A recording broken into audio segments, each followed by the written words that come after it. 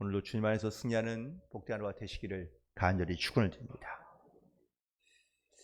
사람마다 다 다르긴 하겠지만 사람이 어디에 시선을 두고 있으며 또한 무엇에 관심을 두고 살아가느냐에 따라서 그의 인생의 방향이 달라져 가는 것은 아주 분명한 사실입니다.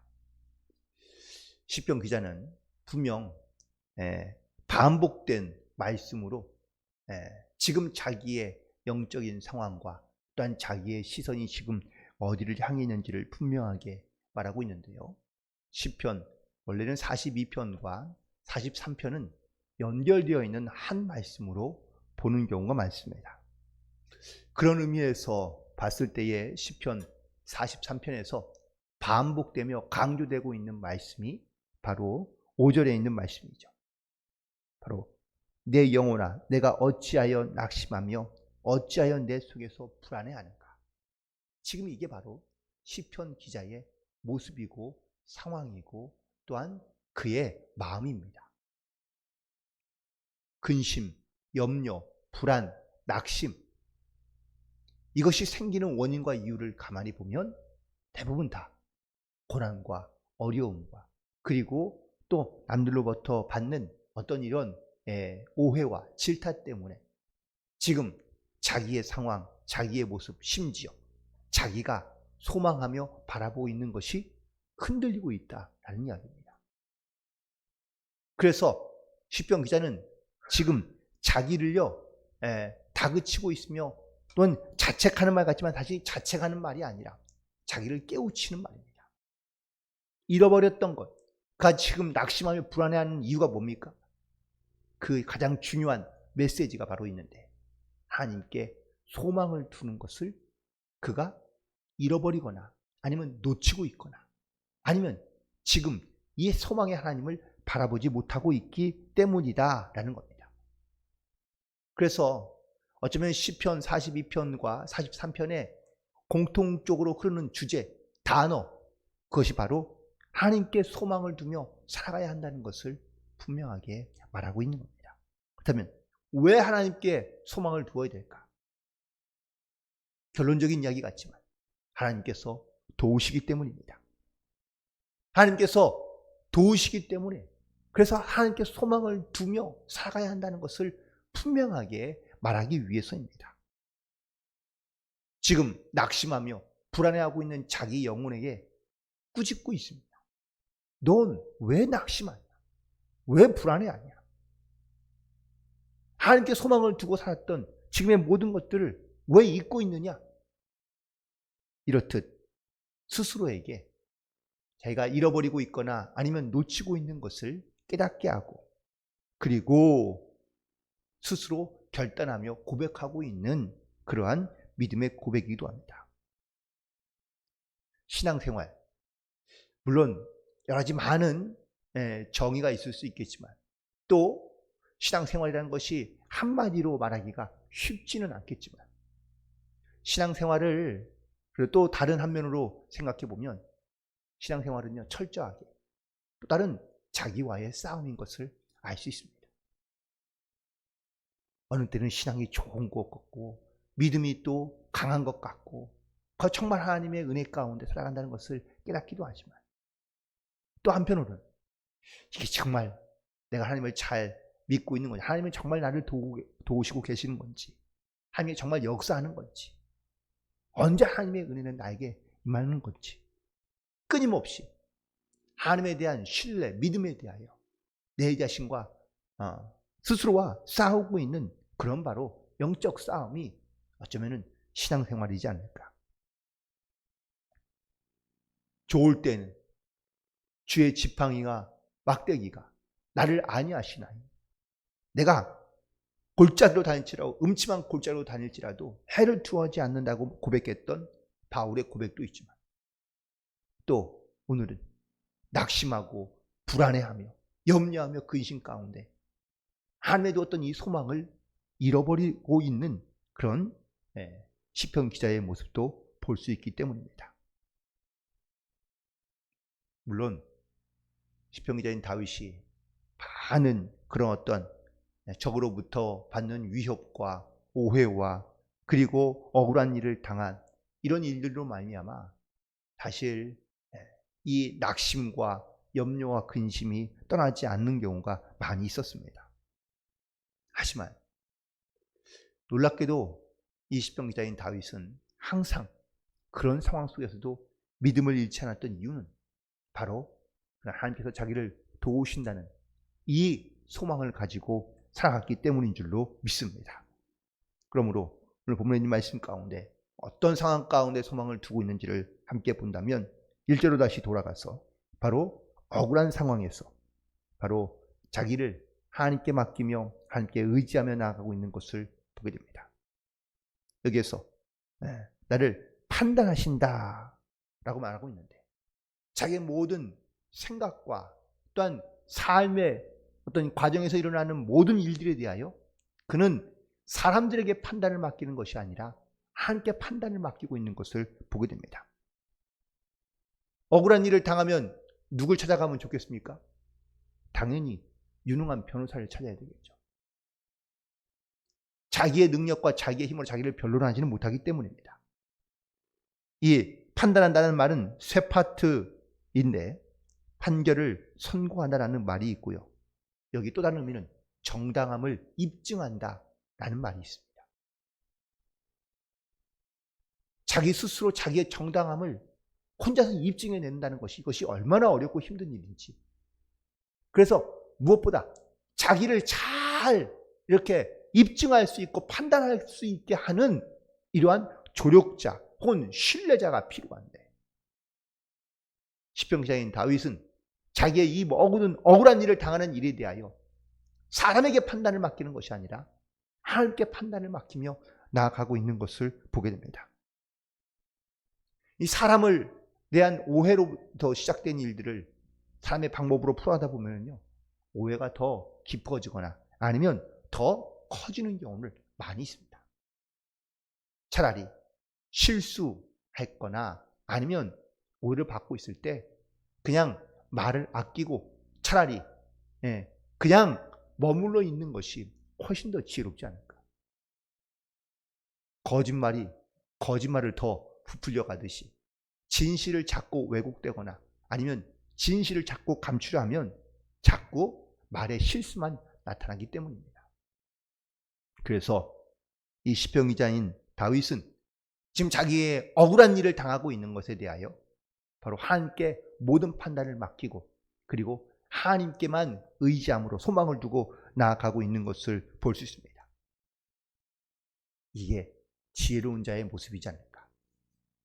그래서 우리는 모든 억울한 일에 대하여 또한 심지어 나의 어떤 이러한 정의로움과 또한 온전함을 우리가 증명하기 위하여 입증하기 위하여 우리는 사람의 말이나 방법으로 하는 것이 아니라 하나님을 의지함으로 하나님께 모든 판단을 맡기고 그리고 주님을 의지함으로 나아가는 그러한 우리 모두가 되기를 간절히 소망합니다.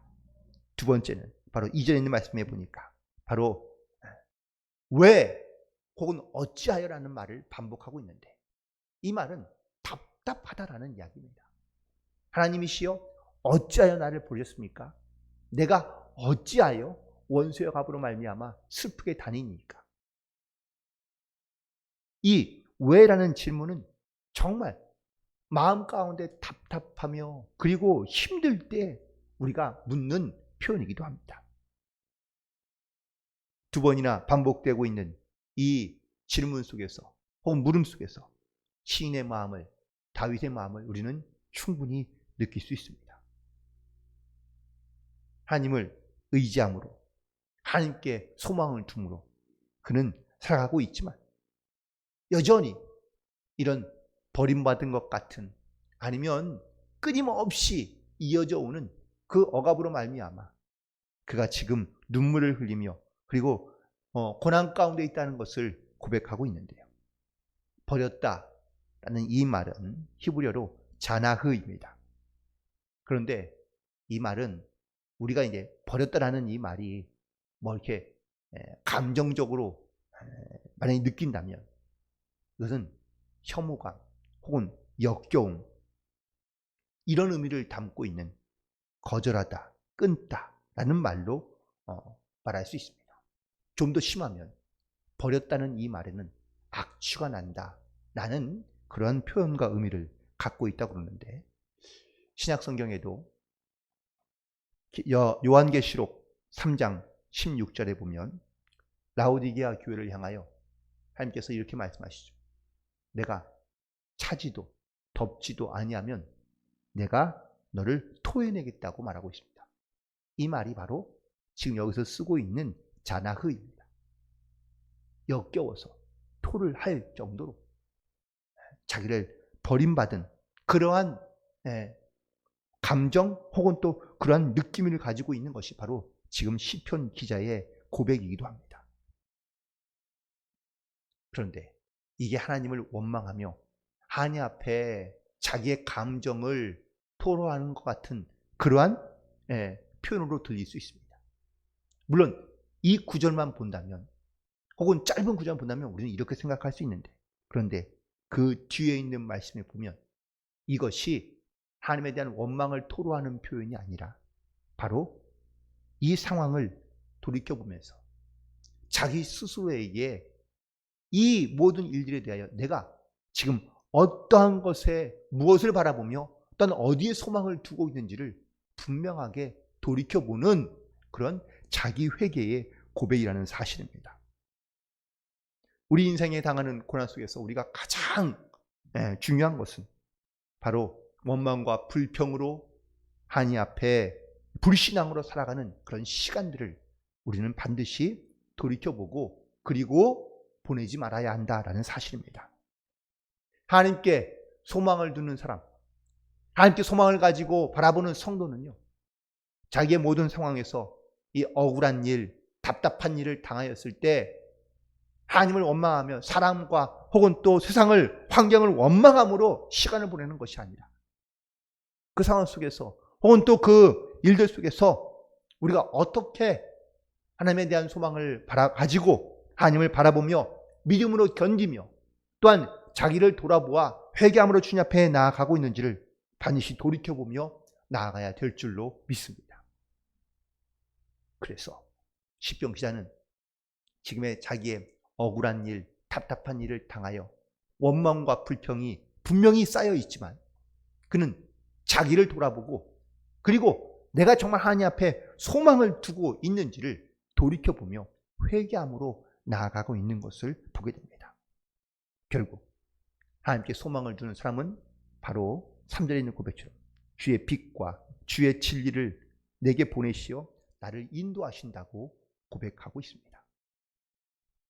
결국 하나님께서 나를 어떠한 방향으로 인도해 가시는지 이 소망을 가지고 또한 하나님께서 주시는 이 소망 가운데 나아가는 그런 시편 기자의 고백을 볼 수 있는데, 인도한다라는 이 말은 어려운 시기, 힘든 시기, 그리고 어떠한 고난의 시기 가운데 하나님께서 나를 가이드한다라는 그런 의미를 갖고 있습니다. 그런데 나를 인도하시는 하나님께서 무엇으로 인도하십니까? 곧 주의 빛과 주의 진리로 나를 인도해 가신다라는 사실입니다. 어려움과 고난을 통하여 하나님께서 우리를 어떻게 인도해 가실지 우리가 기대하는 또한 소망하는 이러한 믿음이 생긴다면 정말 바울이 고백했던 모든 일이 합력하여 선을 이루게 하신다는 이 믿음의 고백이 있다면 우리는 결코 소망을 잃어버리거나 하나님에 대한 소망을 우리가 포기한 채 살아가지 않을 수 있는 줄로 믿습니다. 하나님께서 나를 어떻게 인도하실지, 어느 방향으로 인도하실지 우리는 분명하게 알고 있기 때문입니다. 따라서 하나님이 인도하시는 그 인도의 뜻을, 인도하심을 따라 오늘도 우리는 주님과 동행하며 주님을 의지함으로 또한 주님께 순종함으로 나아갈 수 있는 믿음의 결단이 있게 되기를 간절히 소망합니다. 그리고 마지막으로 3절에 있는 후반절에 보니까 주의 거룩한 상과 주께서 계시는 곳에 이르게 하소서라고 고백하고 있습니다. 결국 우리가 소망을 두며 하나님께 소망을 두고 살아가는 성도의 그 마지막 단계는 과연 무엇인가? 그건 바로 주님이 계시는 거룩한 곳에 나도 함께 있다는, 또한 이루게 하신다는 이런 믿음의 고백, 또한 이 소망으로 우리는 하나님을 향한 믿음의 결단 가운데 나가야 될 줄로 믿습니다. 앞서 42장에서 시편 기자가 그렇게 이 고난 중에 어려움 중에도 기대하고 소망하고 있는 것이 무엇입니까? 하나님의 전에서 하나님께 찬양하며 하나님께 영광 돌리는 그것이 자기가 얼마나 큰 소망이며 또한 기대인지를 말하고 있습니다. 사도에 있는 말씀에도 역시 마찬가지로 말하고 있죠. 반복해서 말하고 있는 겁니다. 내가 하나님의 제단에 나아가 나의 큰 기쁨의 하나님께 이르리이다. 하나님이여, 나의 하나님이여, 내가 수금으로 주를 찬양하리이다. 지금 시편 기자가 이런 낙심과 불안과 근심 속에서 자기가 하나님을, 자기의 모습을 돌이켜보니 정말 내가 이 하나님에 대한 소망을 두지 못하고 또한 하나님을 바라보지 못하고 세상이나 사람의 말에 치우쳐 이러한 주님을 찬양하는 그 기쁨을 잃어버리며 또한 이 소망 가운데 나아가지 못하고 있다는 것을 깨닫고 그런 하나님 앞에 찬양함으로 또한 주님의 제단에 나아감으로 그는 하나님 앞에 나아가기를 고백하며 결단하고 있는 것을 보게 됩니다. 시편 기자는 예수님의 말씀이, 주님의 하나님의 말씀이 내 발의 등이며 빛이라고 고백합니다. 그래서 그는 이 땅에 머물러 있는 것이 아니라 하나님께서 자기를 거룩한 곳에 이르게 하기까지, 내가 주님의 거룩한 전에 끝까지 나아갈 수 있기까지 하나님께서는 나를 인도하신다는 것을 믿음으로 고백하며 그래서 하나님께 소망을 두고 살아갈 것을 결단하며 고백하고 있는 것을 보게 됩니다. 바라고 원하기는 오늘 우리는 이런 시편 기자의 이 고백을 통하여 우리도 나의 시선이, 나의 마음이, 나의 믿음이 우리 하나님께 소망을 둠으로 어떠한 어려움과 답답함과 그리고 고난 가운데 있을지라도 우리는 나를 이렇게 주님의 거룩한 제단으로 인도하시고 또한 거룩한 곳에 이르기까지 우리 하나님을 바라보며 또한 찬양함으로 기쁨으로 감사함으로 오늘도 주님과 동행하는 그런 믿음의 삶이 되기를 간절히 소망합니다. 결국 믿음으로 산다는 것은 하나님께 소망을 두고 살아간다는 것을 말하고 있는 겁니다. 하나님께 소망을 두어야 우리가 어떠한 것을 바라보며 또한 일상에서 답답하고 힘들며 어려움과 고난 가운데 있을지라도 이 믿음을 잃지 않고 소망을 잃지 않고 우리가 주님과 동행하는 삶을 살아갈 수 있는 줄로 믿습니다. 그리고 영원한 하나님의 천국에 이르는 그날까지 우리는 주님께서 우리를 도우시고 또한 인도하신다는 이 믿음의 고백을 통하여 우리 주변에 혹은 또 정말 가까이에 나뿐만 아니라 내 주변에서 이 주님의 소망과 또한 하나님의 나라를 바라보는 그러한 또한 이것을 깨닫지 못하며 살아가는 성도들이 있다면 반드시 그 영혼들이 하나님께로 돌아올 수 있는 이 영적인 구원의 사명을 잘 감당하며 그리고 오늘도 믿음 안에 승리함으로 하나님께 영광을 돌리는 복된 하루가 되시기를 주님의 이름으로 간절히 축원을 드립니다. 기도하시겠습니다.